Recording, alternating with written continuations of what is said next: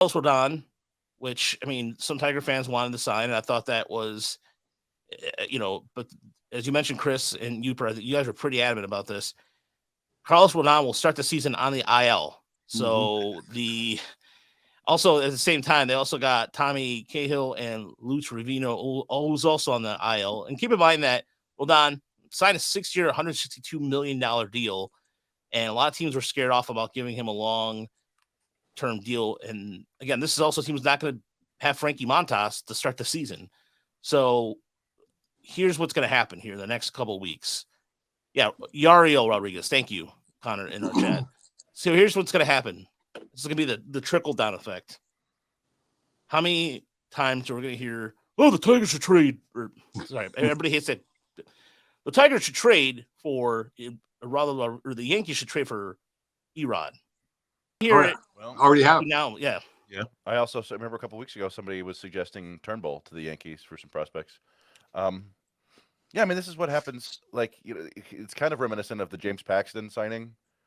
There are some guys who just, like, Montas has been injured a fair amount. Rodon has been injured a bunch. I wanted the Tigers to sign Rodon just because he's a guy with an ace ceiling, and those guys don't come around. But obviously, this is the downside of that. Now, they said it's a mild elbow strain. It has nothing to do with his UCL. It's the same sort of thing he was dealing with last May, but we'll see. Anytime you're dealing with an elbow and you're a pitcher, it's not mild. We've learned that. Yeah. We learned that like 30 times last year with the Tigers. Like, Matt Manning's just got a little mild discomfort. 4 months later, hey, welcome back, Matt. Yeah. I mean, that's a bummer for them, but that's what they chose to do. They chose to go out and sign some risky pitching, and this is what you get. Garrett Cole has been pretty damn good for the Yankees. Right. He hasn't been the all-world Roger Clemens at his prime that I think some people had hoped for, but he's awfully good, and so that signing has worked out pretty well so far. But yeah, pitching's tough. Freshman is pretty good about putting things together with some guys we haven't heard of as much, and they are always able to, seems like, to limp along and keep things afloat until he can get an entire staff together.